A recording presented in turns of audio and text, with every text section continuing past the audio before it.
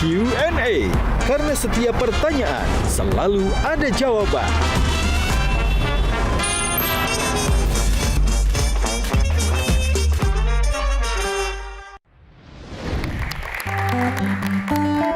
Inilah dia Menteri Lingkungan Hidup Republik Indonesia, Bang Jumhur Hidayat. Saya bantu nih Bang. Aduh, Gawat. Ini luar biasa. Ini kita mau talk show atau mau konser sebenarnya ya Bang ya. Malam ini spesial yaitu Q&A karena setiap pertanyaan selalu ada jawaban.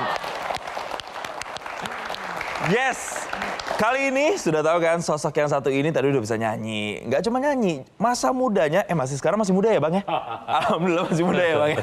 Itu juga jadi seorang aktivis dan sekarang jadi Menteri Lingkungan Hidup Republik Indonesia. Tapi saya nggak akan sendiri untuk mengulik lebih dalam sosok yang satu ini. Karena saya ditemani oleh 3 panelis saya. Berikan tepuk tangan yang meriah untuk Kang Maman Suherman, Mbak Shelly Anamita, dan juga Kang Adi Prayitno. Saya tuh penasaran banget nih Bang, sama tadi nyanyi bisa begitu ya. Dan sekarang Abang itu udah jadi Menteri Lingkungan Hidup. Dulu Bang Jumhur tuh sebenarnya adalah aktivis ya. Sekarang jadi Menteri, nyaman nggak? Udah mulai enak nggak nih jadi Menteri? Kebetulan Menterinya Lingkungan Hidup. Itu kan beda banget tuh Bang. Sebenarnya nggak, pergaulannya sama. Oh gitu. Pergaulannya dengan gerakan civil society, masyarakat sipil yang pro pada demokrasi, lingkungan dan sebagainya. Jadi itu agak asik gitu loh. Bahwa bedanya sekarang kita di sini ngambil keputusan dan atau tidak mengambil keputusan, ya mereka berbicara itu aja. Kenapa kemudian tetap melestarikan, tetap memelihara kesukaan terhadap musik? Saya rasa musik itu kan universal. Jadi kadang-kadang sesuatu yang tidak bisa tersampaikan dengan cara yang formal, yang resmi, official, tapi dengan musik itu kita bisa tersentuh gitu. Dan bisa mengambil satu dan bisa mengelaborasi satu kayak lagu-lagunya. Tentunya kalau dalam kaitannya dengan kebijakan negara ya, itu nggak semua lagu tentunya. Lagu-lagu tertentu justru bisa menimbulkan, misalnya lagunya Iwan Fals ya, soal derubul doser itu, pohon tumbang. Nah, itu kan luar biasa tuh. Itu kan melihat bagaimana suasana kerusakan di lingkungan dalam penebangan pohon dan sebagainya. Misalnya ya, kayak gitu-gitu sebenarnya jadi tersampaikan, ada muncul emosi dan sebagainya. Saya rasa itu it's universal language ya. Tapi lagu cinta juga suka kan Bang? Suka, saya lagu cinta suka dong. Siapa lagu cinta? Sukanya lagu siapa? Aku masih di tempat ini. Cakrakan. Saya tertarik nih kalau sama Bang Jumhur nih. Ini tukang demo, aktivis tapi bisa musik itu bukan sesuatu yang kebetulan. Rata-rata tukang demo itu kan tampangnya angker-angker, Pak. Serius mikirin negara, bagaimana memperbaiki kualitas demokrasi. Jadi suka ke musik itu apa sebenarnya yang mendasari Bang Jumhur dulu waktu menjadi aktivis ya? Apalagi kan jurusannya itu adalah teknik fisika kan dulu. Sesuatu yang mungkin kalkulasinya agak sedikit eksak dan matematis gitu, Bang. Kalau anak-anak seni, anak-anak sosial, ya tentu pasti agak lebih kehidupan sosialnya lebih terbuka dibandingkan dengan ya mungkin anak fisika, aktivis, demonstran yang kita lihat ya memang kehidupannya itu ya kaku, serius-serius. Nggak ada yang dunia-dunia kayak gini Bang. Di zaman Abang mungkin kalau bisa nyanyi itu agak ngepop lah kira-kira begitu. Apa yang membuat Abang itu jago nyanyi, suaranya bagus? Kalau ada konser Menteri Idol juara ini. Grand final ya pasti. Kalau saya latihan dulu lebih mengerikan lagi tuh. Enggak, jadi gini menurut saya sih seni itu kan bagian daripada ekspresi ya. Ekspresi kebudayaan, ekspresi apapun itu bisa lewat seni dan salah satunya nyanyi dan bermusik. Saya ngarang puisi. Saya banyak ngarang puisi, termasuk melagukannya gitu ya. Ada beberapa, nanti mungkin satu hari ada kesempatan kita. Jadi buat saya sih tidak ada trade off, tidak ada kalau jadi aktivis, jadi berjuang gitu ya, maka lupa seni. Trade off tuh nggak ada. Jadi bahkan semakin menggelora harusnya ketika perjuangan itu juga dinaungi oleh cinta. Kan sebenarnya kita berjuang ini kan ada unsur cinta. Cinta kepada keadilan, cinta kepada orang yang kok disingkirkan gitu. Itu memang bawaan orok aja lah, semua orang bisa gitu. It's in your blood gitu ya. Gitu Bang, aja kalau gitu kata lah, sekarang iya. gitu ya. Ini kan lagu 80-an itu dekat dengan aktivis nih Iwan Fals. Lagu Ambulan Siksak tadi. Menggambarkan ketidaksetaraan perlakuan. Perempuan yang bergelimang perhiasan tadi langsung disambut. Tapi rakyat kecil, ada lirik lagunya lanjutkan, suster cantik ngotot lalu melotot dan berkata silahkan Bapak tunggu di muka. Modar aku kata si orang miskin. Fenomena ini masih terlihat terjadi hari ini? Saya rasa masih ya. Ya kita fair aja. Masih banyak ada keluhan-keluhan seperti itu. Jadi ya ini yang terus diperbaiki. Terus diperbaiki dan saya rasa sih dibanding dengan ya mungkin ketika lagu itu dijadikan sudah berubah ya. Tapi masih ada. Tapi yang pasti tidak boleh diabaikan. Tapi Bang Jumhur tidak berubah jadi neolib kan setelah jadi menteri? Ya enggak lah pastilah. Justru Pak Prabowo, aduh. Jadi saya jujur harus mengatakan bahwa dia justru menggeser ke sosialis. Paradigma neoliberal menjadi ya sosial demokrat lah. Lebih Pancasila. Karena itu beberapa kebijakan ekonominya terasa misalnya selalu dibilang populis dan sebagainya. Saya rasa itu bukan soal populis tapi soal ideologi sebetulnya. Oke, kita kasih tepuk tangan dong. Bang Menteri, kalau bermusik, berkesenian itu sudah ada di darah Bang Menteri. Kalau jadi aktivis, nah ini memang panggilan atau sesuatu yang memang dipengaruhi dari luar. Misalnya karena dulu jadi mahasiswa, jadi bergaul sama teman-teman, oh ini nih harus menyuarakan ini, akhirnya keikut. Atau gimana? Saya tuh lahir dari kalangan kelas menengah. Orang tua saya pejabat di bank. Kita hidup di kompleks. Dan di kompleks ya hidup dengan orang kompleks ya. Tapi saya nggak bergaul dengan orang kompleks. Saya bergaul dengan orang kampung istilahnya. Jadi orang-orang yang tanda kutip kehidupan ekonominya jauh dibandingkan dengan orang kompleks gitu. Jadi waktu saya kecil, umur 4 tahun, 5 tahun, terus saya tuh jorok badan saya. Berenang di kali, di comberan. Tapi kakak saya tuh ya di kompleks gitu loh, jadi rapi bersih. Saya bergaul hitam apa semua gitu. Bahkan cerita ibu saya ya, kalau bapak saya pulang dinas, saya suka dibeliin sepatu, baju apa gitu. Saya pergi ke mereka, itu saya bagi-bagi gitu ke mereka. Saya pulang tinggal nyeker apa kayak gitu-gitu. Itu kayak gitu-gitu nggak tahu saya siapa yang mengendalikan, kan yang Maha Kuasa aja saya. Tapi ya kemudian itu setelah dewasa kita teoritisasi. Oh ternyata ada ketidakadilan tuh ini penyebabnya ini. Jadilah kita aktivis, sebetulnya gitu. Kenapa kita berjuang tuh sementara call dulu. Menurut saya ya, yang saya rasakan gitu. Nah setelah itu baru kita teoritisasi. Kenapa gue harus nggak suka dengan kebijakan ini? Karena menyebabkan ini kemiskinan, penderitaan dan sebagainya. Jadi ngelawan. Sampailah jadi aktivis di TB kan. Waduh, tangkap deh. Tangkap, penjara lagi. Ya kan? Nah, boleh tuh diceritain itu ditangkapnya pada saat itu ketika ditangkap dari penjara. Pelajaran hidup apa yang Abang kemudian sampai sekarang itu diaplikasikan dalam kehidupan sampai dengan detik ini? Yang jelas saya tuh orangnya nggak berubah. Saya di dalam masa tahanan kemudian masa tidak ditahan, ya saya datar itu aja pikiran saya. Jadi menurut saya ini salah. Ketika saya di dalam saya salah, ketika saya berkuasa itu juga salah gitu. Jadi ini penting nih buat teman-teman aktivis ya. Mungkin Mas Adi tahu juga. Ada puisinya Rendra, sangkar besi tidak bisa merubah Raja Wali menjadi burung nuri. Jadi kalau lo di penjara ditahan, kalau lo dasar lo hebat aktivis, ya lo keluar dari penjara lo tetap gagah gitu loh. Dan boleh jadi Mas Adi, ini boleh jadi ya. Banyak teman kita lulus dalam hal itu. Walaupun ada 1-2 yang akhirnya berubah sama sekali. Tapi ada yang lebih mengerikan Pak. Ya, jabatan, puja-puji, protokoler, penghormatan, fasilitas, itu seringkali merubah Raja Wali menjadi burung nuri.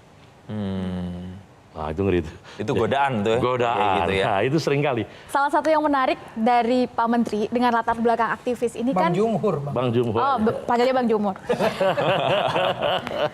Nah, yang menariknya adalah beliau ini beristrikan seorang finalis Putri Indonesia, begitu ya? Runner up. Runner up, yaitu Ibu Alia Febiani. Boleh nggak Bang diceritain, itu gimana caranya atau tips trik untuk siapa mungkin di luar sana yang punya kecenderungan yang sama, itu gimana caranya menggait hati seorang finalis Putri Indonesia? Dan ada cerita menarik apa Bang ketika mengejar beliau? Nah ini kita akan jawabnya usai jeda karena kita semua penasaran kira-kira bagaimana cara Bang Jumhur memikat hati seorang finalis Putri Indonesia. Tetap bersama kami di Q&A karena setiap pertanyaan selalu ada jawaban.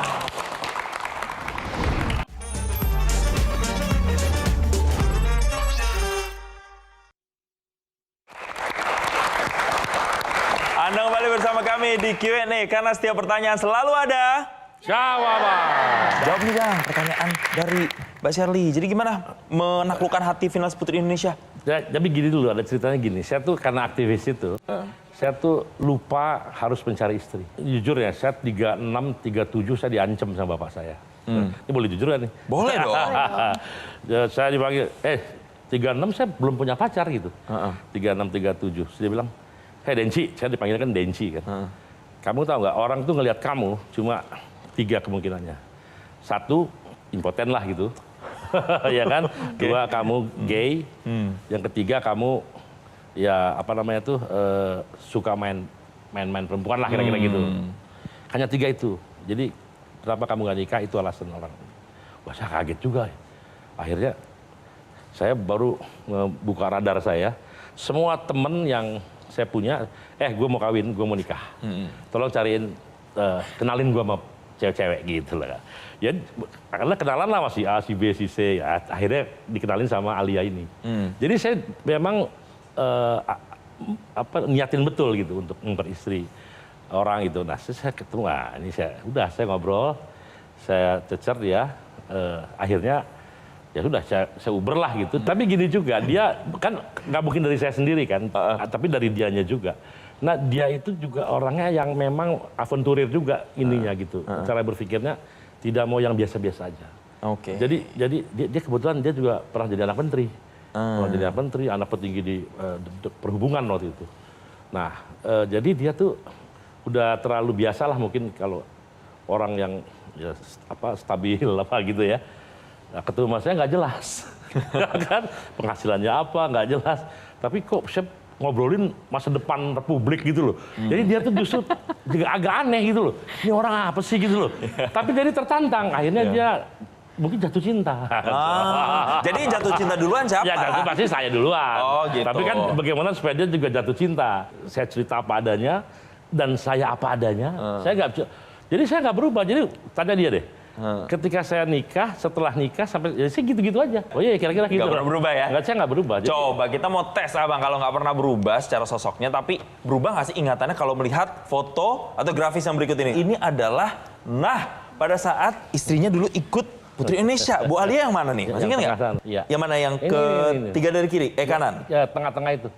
Oh. Kiri-kiri. Nah ini tengah yang tiga orang. Yang 3 orang di tengah itu. Yang di sini ya, yang rambutnya dikuncir. Ya. Satu lagi. Nah ini lebih banyak lagi nih orangnya. Ini yang sebelah kanan, sebelah kiri ya. Kanan tapi kedua. Yang putih, baju putih. Baju putih. Kanan, sebelah kanan. Baju putih ya? Oke. Jadi masih ingat berubah nggak Bu Alia yang dulu sama sekarang? Dia sih bilangnya, gue dibilang masih umur 27 katanya. Lagu loh gue bilang. Udah 40 sekian. Cantiknya tetap kan? Itu makin cantik. Ya. Makin cantik. Saya penasaran foto pembanding dari Pak Jumhur. Ada nggak foto pembandingnya? Ada nggak foto pembanding? Kayaknya ini berasal dari dunia yang lain, Bang. Ada yang gondrong di Instagram, dia bilang ganteng mana. Langsung Alia ngasih tanda cinta. Ada di Instagramnya.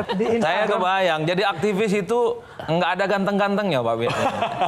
Nah, ini yang terbaru. Kemarin dia ulang tahun. Ada tuh. Ini ulang tahun pernikahan nih. Ke berapa tuh Bang? Kemarin 2025. Oh, masih romantis. Kita lihat ya. Ini ikut demo nih. Oh, ikut demo? Gua ajak demo. Ini lagi liburan. Iya. Romantis ya, kita kasih tepuk tangan dong untuk romantisan yang terus dipelihara. Kalau seandainya kita tanya ke Bu Alia. ke Bu Alia, Bu kenapa mau pilih Bang Jumhur saat itu? Kira-kira jawabannya apa, Bang? Different. Berbeda. Saya dianggap different. Dia juga orangnya suka yang challenge gitu. Oke. Jadi padahal dia tahu juga gue nggak punya penghasilan, nggak apa gitu. Jadi tapi dia yakin ya kalau bapak ini sempat ribut tuh. Jadi bapaknya itu kan anak ITB, pejabat di Kementerian Perhubungan ya. Setelah jadi menteri tapi kemudian karena dia karir jadi dia jadi pejabat lagi. Nah saya langsung lamar gitu. Nah bapaknya tuh nerima karena dia bilang begini, Jumhur anak ITB. Kalau dia mau cari duit, dia pasti bisa. Karena dia pasti punya network jaringannya. Jadi dia cuma percaya itu aja. Nah mungkin kalau dia nikah, pasti dia akan berusaha cari uang dong. Gitu. Jadi itu yang menyebabkan bapaknya setuju. Dan gue rasa anaknya juga begitu. Dia percaya bahwa gue sebenarnya saya bisa cari uang. Gitu. Saya apa gue nih? Ada yang menarik lagi. Apa itu Bang? Kita hidup, sudah siap dengan hidup sebagai aktivis. Ini lucu lagi nih. Ini juga saya ini memang koinsiden ya. Saya nikah tanggal 19 Januari. Tapi persiapan nikah tanggal 19 kan udah lama pasti kan. Berbulan-bulan sebelumnya kita akan menikah. Tanggal 12 Januari, saya diangkat menjadi Kepala Badan Nasional Penempatan dan Pembinaan TKI. Kira-kira sekarang kementerian nih. Kayak menteri lah gitu. Tanggal 19 menikah. Tanggal 12 diumumkan, seminggu kemudian menikah. Tanggal 22-nya dilantik. Orang nyangka, Alia mau sama Jumhur gara-gara jadi kepala badan. Enggak. Nah, jadi dia keliru. Dia mau sama gue saat gue memang begini apa adanya gitu. Dari nol ya. Dari nol iya. Termasuk ketika main musik, nyanyi itu termasuk hal-hal yang memikat hati Bu Alia saat itu. Saya rasa iya. Termasuk itu ya. Tapi kurang pede ya jawabnya, saya rasa iya. Jadi intinya apa adanya lah. Kalau saya orangnya apa adanya aja. Apa adanya. Tapi saya juga realistis. Saya nggak mau lupa untuk memelihara kehidupan. Jadi akan punya anak, punya istri kan harus bisnis, harus cari uang. Ya tetap kita lakukan itu. Kan Alia memilih karena different gitu kan. Different saya rasanya. Nikah berapa hari langsung jadi kepala. Tapi pengalamannya adalah zaman Soeharto masuk penjara, zaman SBY jadi kepala, sekarang zaman Prabowo jadi menteri lagi. Iya. Pernah nggak sih dia cerita rasanya jadi istri menteri, tiba-tiba jadi istri napi. Ya. Sekarang jadi istri menteri lagi. Iya. Ya itu kayaknya hidupnya kayak roller coaster gitu. Yung gitu. Tapi dia hadapin aja dengan rileks juga. Nggak berubah, nggak apa gitu. Tapi ada kalimat dia menarik di Instagram. Saya mau tahu di sininya nih. Apa? Alia bilang gini, katanya perempuan itu kuat. Jadi semua orang datang untuk bersandar. Anak, pasangan, keluarga, bahkan dunia seolah tahu kamu akan tetap bertahan. Tapi pelan-pelan kamu jadi tempat pulang semua orang tanpa punya tempat untuk pulang ke diri sendiri. Sampai akhirnya lelahmu bukan lagi tentang fisik, tapi tentang kehilangan rasa aku. Nah bagaimana Jumhur membuat Alia tetap tidak kehilangan rasa aku dan punya tempat untuk pulang? Ya, karena aku suka ini membiarkan dia kayak me time gitu ya. Dia meningkatkan kemampuan dirinya dia. Dia kan sekolah lagi atau apa kayak gitu. Itu kan buat dia kan. Saya support. Jadi enggak jangan kamu ngurus ini, enggak. Saya beri kebebasan untuk itu. Jadi apapun yang dia perlukan untuk meningkatkan kemampuan dirinya atau menemukan dirinya kembali atau gitulah ya, itu saya dorong. Jadi bagian daripada ya itu mungkin jawabannya yang tempat dia pulang dalam pengertian di sini kan menjadi diri dia lagi gitu ya. Artinya dia mau ngapain aja jangan hanya melayani gitu. Saya rasa tapi menarik loh dia loh. Kenapa dia menarik. Even saat saya jadi kepala badan, dia tuh menyusui, dia dapat jenis muri. Dia menyusui 21 bayi sekaligus. Karena air susunya banyak.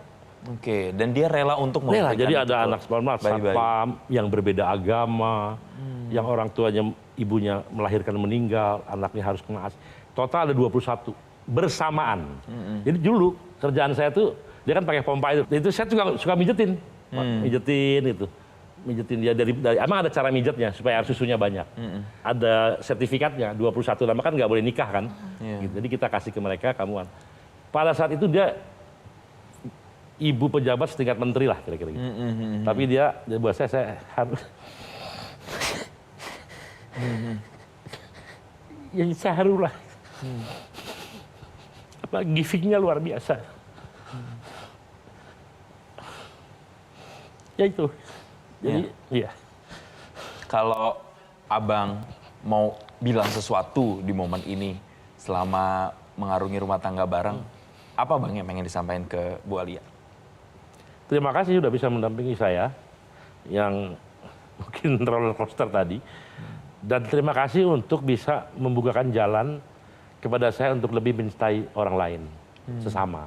Nah, itu bisa ketemu anak satpam dan mau menyusui anak satpam, itu gimana ceritanya? Ya kan mendadak orang perlu ASI gitu kan. Ya akhirnya cari-cari siapa, karena ada persatuan kayak donor ASI. Iya. Nah dia ikut di situ. Jadi ini ada nih anaknya ini perlu ASI, ya udah dia kasih bantu. Jadi di kulkas saya itu isinya ASI semua. Kita kasih tepuk tangan dong buat Bang Jumhur. Nah, Adi. Saya haru mendengar pengakuan dari Bang Jumhur ya. Tapi saya ingin beralih ke yang lain, hal-hal yang sifatnya heroik ya. Kita tahu bahwa Bang Jumhur ini 2 kali di penjara. Orde Baru dan kemarin sebelum Covid kalau tidak salah, waktu zaman Covid. Tapi per hari ini kan rebounds. Ini tentu bukan sesuatu yang gampang tentu saja bagi Bang Jumhur. Karena rata-rata kalau sudah berurusan dengan jeruji, penjara, dia itu agak sedikit down sebenarnya. Untuk tidak lagi tampil, tidak lagi menjadi sebagai aktivis. Apa yang sebenarnya mengantarkan Bang Jumhur ya bahwa penjara itu bukan akhir dari segala-galanya. Karena tidak jarang orang yang sebenarnya kalau sudah punya persoalan hukum dia di penjara, tidak lagi mau jadi aktivis, tidak lagi mau jadi pejuang, tidak lagi mau menjadi misalnya mengadvokasi buruh dan seterusnya dan seterusnya. Mungkin ada success story yang perlu dikasih ke adik-adik kita dan termasuk kita Bang. Kita ini belum tentu punya daya tahan seperti abang ini. Jangankan di penjara, dilaporin dikit meriang-meriang kan. Kira-kira begitu loh Pak. Ini 2 kali lagi di penjara. Iya 2 kali, lama. Nusa Kambangan ya kawan. Kadang-kadang rasio tuh tidak bisa menjelaskan itu. Tapi itu terjadi gitu loh. Kenapa kok kayaknya ngotot gitu ya. Padahal resikonya jelas. Tapi saya jujur, waktu saya kemarin ditahan itu, beda dengan ketika umur saya 21 tahun di ITB dulu. Bedanya? Beda sekali, karena gini, waktu 21 tahun yang sedih orang tua saya. Ya orang bapak ibu saya tuh kalau kan kita, ya, maaf ya Kak, setiap minggu tuh kadang suka makan dinner di luar. Gitu. Ketika saya di dalam, itu kejadian itu hilang lah. Jadi pernah makan bapak saya misalnya, begitu ngomongin ingat saya langsung nggak bisa makan lagi. Jadi kasihan juga, terganggu. Nah keadaan itu yang kasihan orang tua. Saya sendiri enjoy. Di dalam ya umur 21 bayangin aja masih seger-seger ya kan. Tapi sekarang saya stres. Karena saya harus kasih makan anak istri kan.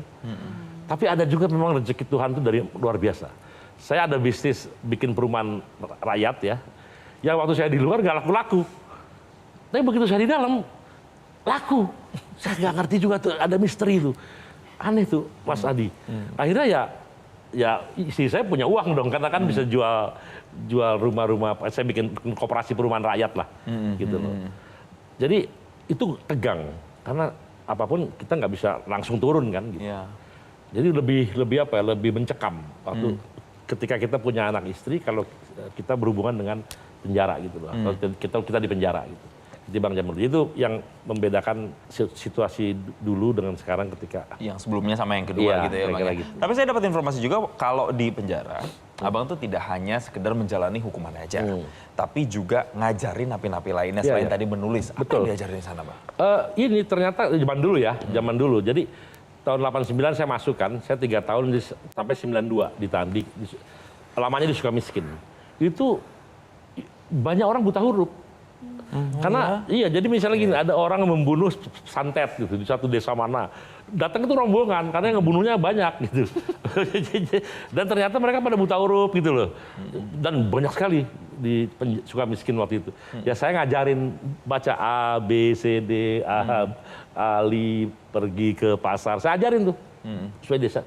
Setiap hari seminggu 2 kali atau berapa gitu kayak gitu. Itu salah satu pekerjaan rutin saya. Saya nggak pernah ngebayangin yang kita bebas tiba-tiba di kamar gitu. Nggak bisa kemana-mana. Saya sempat kira-kira 3 bulan. 3 bulan tuh dikunci 24 jam. Isolasi ya? 24 jam gitu. Ya Anda bisa bayangin yang kita anak muda umur 21. Yang biasa kemana tiba-tiba. Kalau saya tanya, kalau boleh ngulang waktu lagi. Menyesal nggak pernah di penjara? Enggak, karena kan saya bukan jahat. Saya di penjara tuh gara-gara saya tahu kan sebab-sebabnya. Saya waktu di ITB memperjuangkan penggusuran tanah-tanah rakyat. Tanah rakyat digusur oleh konglomerat, kita lawan, ini kita lawan. Jadi banyak akhirnya ya udah ditangkaplah kira-kira gitu. Waktu dipecat dari ITB, ya saya lumayan nyesel. Tapi ibu saya menghibur dirinya gini, yang salah ibu, katanya. Kenapa?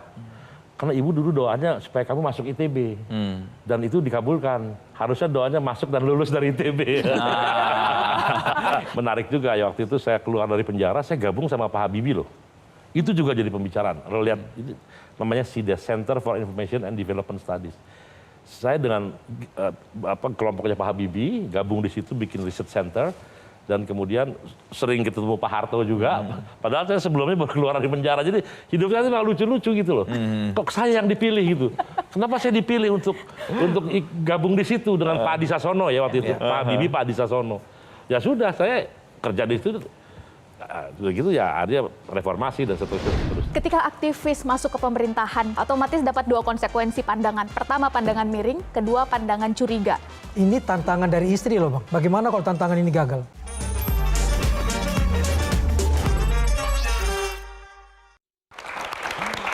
Anda kembali bersama kami di Q&A, karena setiap pertanyaan selalu ada Jawaban. Dan kali ini di segmen ini, kalau kita tadi sudah membahas banyak kehidupan pribadi, pemirsa Q&A. Tapi kalau kali ini kita akan bahas tantangan-tantangan Bang Jumhur sebagai seorang Menteri Lingkungan Hidup. Saya mau lempar pertama ke Kang Maman. Lagi-lagi seperti Instagramnya Bu Alia. Kenapa tuh? Ketika Bang Jumhur jadi menteri, dia langsung posting tentang, awalnya aku pikir ini hanya tentang peran baru. Ternyata tentang jiwa yang lebih dalam ikut dipanggil. Saat langkahku mulai bersinggungan dengan Kementerian Lingkungan Hidup, aku sadar merawat bumi tak jauh beda dengan merawat batin. Dalam depth psikoterapi kita belajar, yang tidak disadari akan terus memengaruhi. Begitu juga dengan bumi, yang diabaikan akan bersuara lewat krisisnya. Wow. Dan itu yang terjadi hari ini. Ya. Wow. Ini tantangan dari istri loh Bang. Bagaimana kalau tantangan ini gagal? Ya, saya rasa itu benar. Memang kita kan dulu menaklukkan alam gitu ya. Ternyata alam melawan gitu loh. Dan akhirnya kita banyak masalah. Namanya hidrometeorologi disaster. Ya. Longsor, apa semua, banjir bandang dan sebagainya. Nah, karena itu kita nggak boleh kita menaklukkan alam tuh. Paradigmanya harus berubah.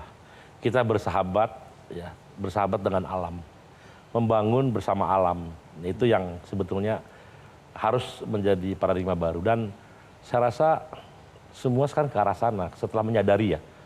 Baik itu terutama negara-negara yang pernah lebih dulu merusak lingkungan luar biasa ya, negara-negara industri. Mereka paling ngotot kan sekarang untuk. Jadi istilahnya, oke, kita ternyata cuma punya satu bumi. One earth, only one earth.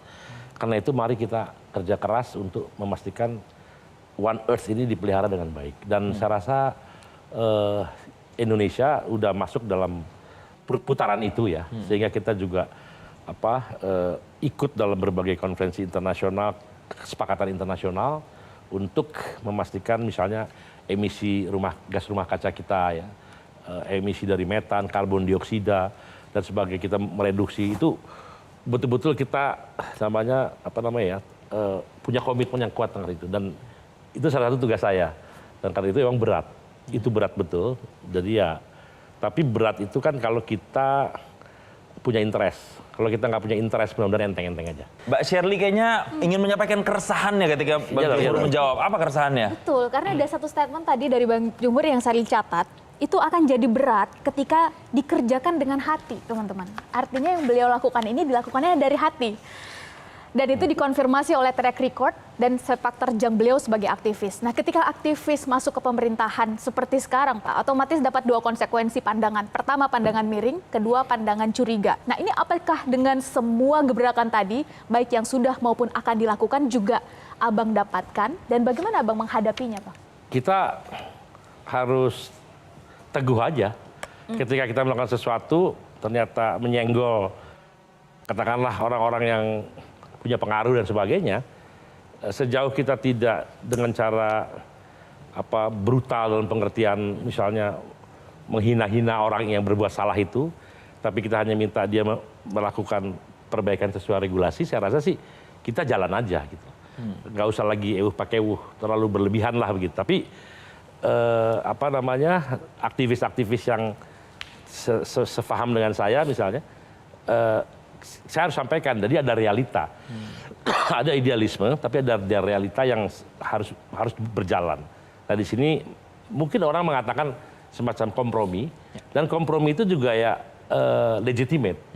Jadi jangan sampai juga kita karena menjadi pencinta lingkungan yang tanda kutip berlebih-lebihan ya, sehingga bahkan kita seperti menyetop pembangunan. Ini juga nggak baik. Karena bahkan ada yang lebih menarik lagi, orang yang cinta lingkungan kadang-kadang sama orang pun nggak peduli gitu. Nah, ini bahaya juga. Itu kita nggak se ekstrim itulah. Keseimbangan sebetulnya. Tapi jangan takut juga karena takut dianggap kita terkooptasi oleh kekuasaan sehingga tidak ada orang-orang yang idealis berani masuk ke dalam. Ya, ini kan bukan ruang vakum ya. Ini ruang kekuasaan tuh ruang yang justru menarik di sini. Nah, Anda tahan nggak tahan gitu aja. Ya kalau Anda misalnya gue malas berkuasa, takut gue terpengaruh, gue jadi nggak bisa. Ya berarti orang ini nggak tahan.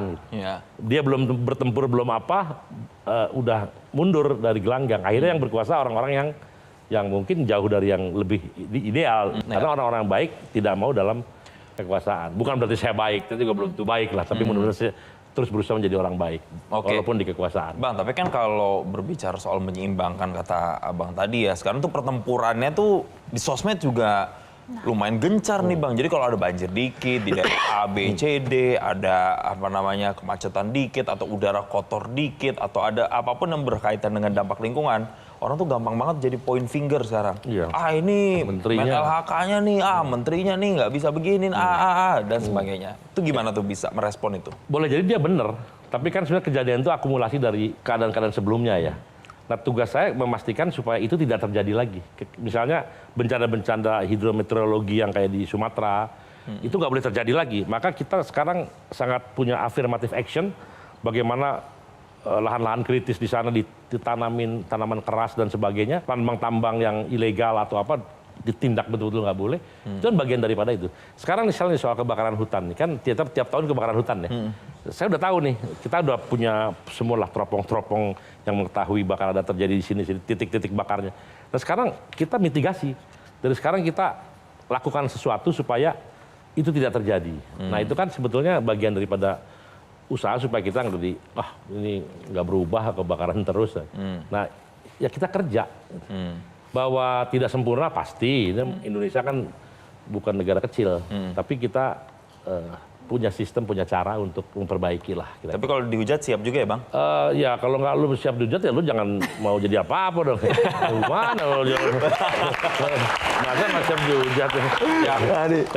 Satu hal Bang Jumhur ya, saya kira soal kerusakan lingkungan ini kan sudah dirasa oleh semua banyak orang. Dan tentu apa langkah yang mesti dilakukan secara konkret bahwa persoalan lingkungan itu bukan hanya persoalan pemerintah. Bukan hanya soal menjadi tanggung jawab Menteri Lingkungan Hidup. Tapi ini menjadi civic culture bahwa lingkungan adalah milik kita bersama. Saya pernah melihat iklan rokok. Saya membayangkan orang itu ditakut-takutin seperti rokok soal lingkungan.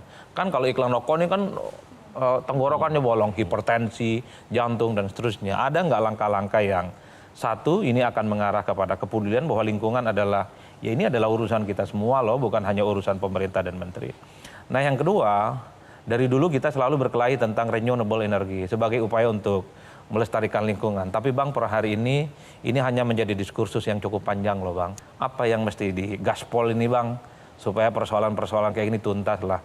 Karena Abang ini tentu salah satu harapan kan, aktivis yang saya kira sudah punya pengalaman yang cukup tangguh di mana komitmennya memperbaiki kualitas Indonesia itu sudah mantap lah kira-kira begitu Bang. Jadi menurut saya komitmen untuk memperbaiki terus-menerus itu kan ya kita lakukan pasti ya. Misalnya bagaimana pohon kita bikin food estate yang untuk menanam tebu sekian juta hektar. Itu ujung itu bioetanol untuk menggantikan fosil tadi yang bisa mereduksi emisinya sekitar 70-90% dari hitungan totalnya semuanya. Nah itu kan emisi itu ke rumah kaca gitu ya. Nah itu satu. Yang kemudian juga misalnya sekarang berkembang hilirisasi pembuatan baterai untuk mobil, motor dan sebagainya. Supaya orang nggak pakai lagi bahan bakar dan sebagainya. Itu bagian daripada upaya-upaya itu. Nah kemudian penanaman pohon di mana-mana menjadikan kultur ini. Saya memohon juga kepada semua adik-adik yang muda ini, karena Gen Z lebih ngeri loh. Gen Z itu ada survei 80% peduli lingkungan.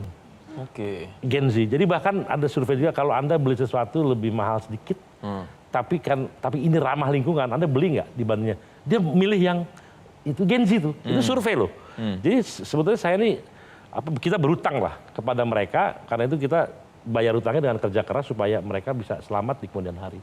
Dan mereka juga ikut serta loh. Makanya saya ada program Kelana, kenali lingkungan melalui bareng anak muda gitu ya. Jadi anak-anak muda, anak-anak SMP, SMA dan sebagainya nanam mangrove, dia mengerti soal gas metan, rumah kaca, gambut kayak apa gitu. Dia mulai dan ada pengalaman batin terlibat langsung gitu. Ketika dia menanam itu beda ketika dia hanya di atas dalam ruangan belajar itu. Dia menanam, dia mengamati, dia memelihara. Nah itu sekarang program Kelana kita udah launching dan kita punya program juga sekolah udah 30.000 sekolah ya program apa kita punya. Jadi sekolah-sekolah yang bagaimana mentreatment lingkungannya dengan baik. Kita berikan penghargaan. Itu ada sudah 30.000 sekolah ikut terlibat. Kemudian anak-anak SMA. Nah sekarang kita masuk lagi ke universitas. Universitas ini bagus. UI bikin namanya UI Green Matrix. Jadi itu parameter-parameter di mana kampus disebut hijau apabila memenuhi parameter-parameter yang dibikin. Itu UI Green Matrix itu bagus. Udah dipakai oleh 1.500 kampus di seluruh dunia. Ya jadi saya rasa itu bagian daripada orang gandrung terhadap perbaikan lingkungan. Dan saya rasa saya merasa gini, tadi benar Pak. Jadi kini bukan tugas Kementerian Lingkungan Hidup.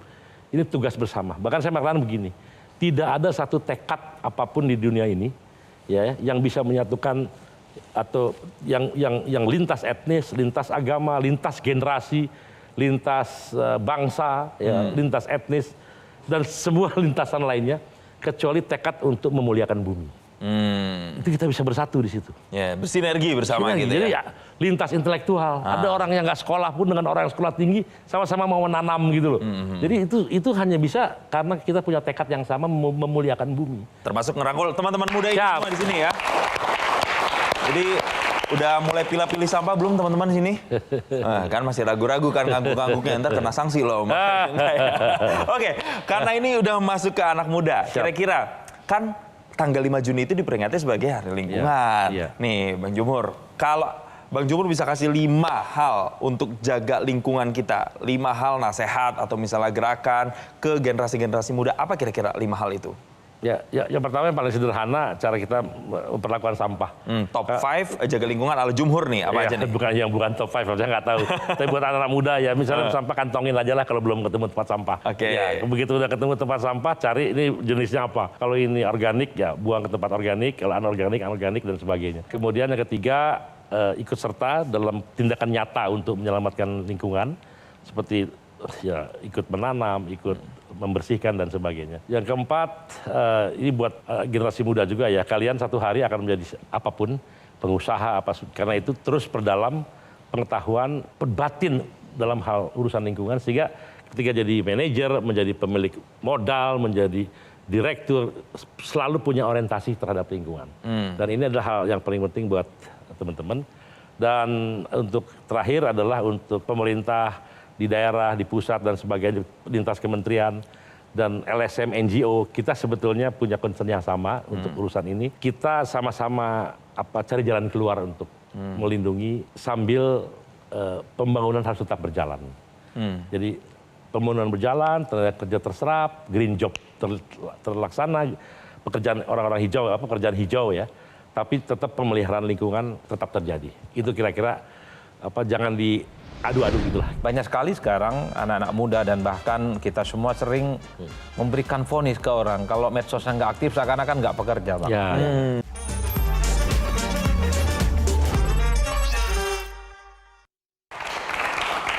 Anda kembali bersama kami di Q&A. Karena setiap pertanyaan selalu ada jawaban. Nah, kalau pertanyaan berikut ini akan ada jawabannya nggak ya? Coba kita mau tampilkan yang sudah disiapkan oleh tim Q&A. Ini adalah perbandingan statistik. Wih, berat banget nih ya.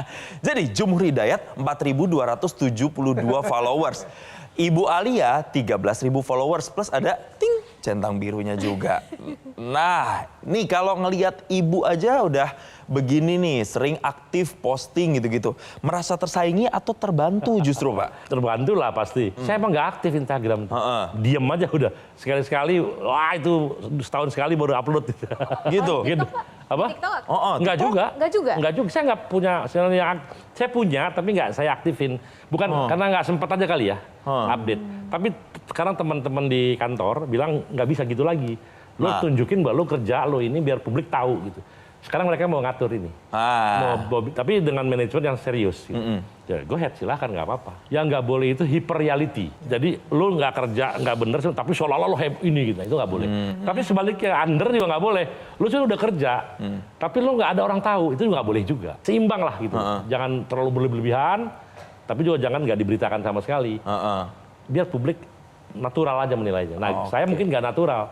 Kadang-kadang apa yang saya kerjakan publik nggak tahu. Gitu. Nah, menurut teman-teman di tim media gitu, nggak bisa gitu lagi. Coba kalau kita tanya Kang Adi. Kalau dalam dunia kerja pejabat publik, saya kira memang perlu juga untuk diamplifikasi dan dipamerkan. Karena banyak sekali sekarang anak-anak muda dan bahkan kita semua sering memberikan vonis ke orang. Kalau medsosnya nggak aktif, seakan-akan nggak pekerja, Bang. Kan itu yang harus diantisipasi. Saya kira orang seperti Bang Jumhur memiliki track record dan komitmen untuk bekerja, saya kira cukup luar biasa. Jadi medsosnya kalau diamplifikasi, apapun yang dilakukan terkait dengan komitmen terkait dengan lingkungan hidup, saya kira ini juga akan menjadi ukuran bagaimana isu-isu yang dibangun.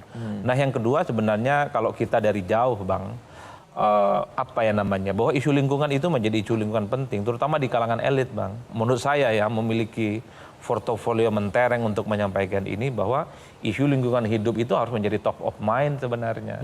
Salah satunya adalah melalui media sosial. Saya hakul yakin bahwa ketika Abang memulai ini di media sosialnya, karena di dunia digital kita yang serba cukup luar biasa, jadi isu-isu lingkungan itu akan menjadi sesuatu yang menarik. Kalau kita tanya kepada adik-adik kita nih, Bang, isu lingkungan itu nomor 400, Bang. Yang pertama itu ya isu ekonomi apa dan seterusnya. Kalau kita melihat sekitar kita, jangankan Jakarta lah, sekitarnya. Bisa di BSD, Tangerang Selatan, Bekasi, Depok. Itu tingkat kepanasannya hari ini cukup luar biasa, Bang. Bahkan ada yang mengatakan matahari dan tanah itu tinggal sejengkal sekarang. Karena saking panas, sepanas-panasnya. Makanya ya tentu baik kalau kemudian medsos Abang nih diamplifikasi. Tentu Abang sebagai aktivis tidak akan hyper reality lah. Gimana tanggapannya Bang Jumhur? Ya saya akan melaksanakan. Akan ya, ditunggu nih berarti ya? Saya langsung follow loh, Bang. Apa yang saya akan laksanakan. Akan dilaksanakan. Demi kebaikan semua kan. Secepatnya berarti ya? Karena pejabat publik ya. Iya. Benar sekali. Pejabat publik ya, Anda bertanggung jawab pada publik, salah satunya menjelaskan apa yang kamu kerjakan kan gitu. I will follow your arahan, guidance. Oke, kita kasih tepuk tangan. Bang Jumhur, menutup dialog kita 1 jam ini, apa kira-kira yang ingin disampaikan? Mudah-mudahan saya kuat dan saya bisa seperti harapan teman-teman semua. Dan sejauh ini sih saya tough ya. Sampai saya kalau membela keyakinan, resiko apapun saya tanggung gitu. Nah, mudah-mudahan ketika sekarang juga seperti itu. Dan so far selama sebulan ini saya sudah tahu dan sudah mengerjakan langkah-langkah tadi. Terakhir sekali, singkat saja, Bang Jumhur, Indonesia ke depan lingkungannya mimpinya akan seperti apa?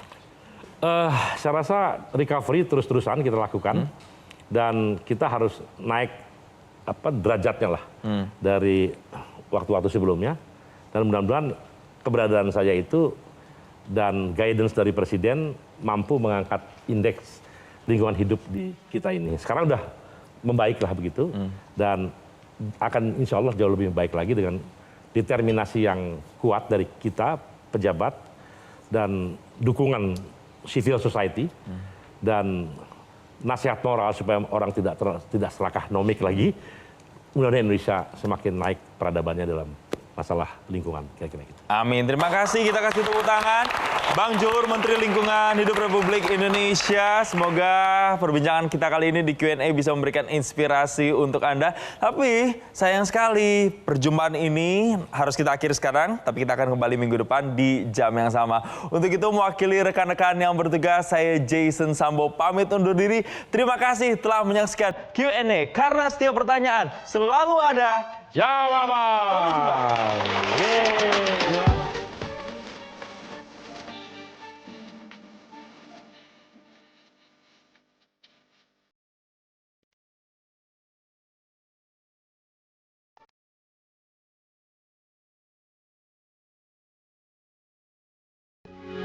Metro TV. Jelajahi cara baru mendapatkan informasi. Download Metro TV Extend sekarang.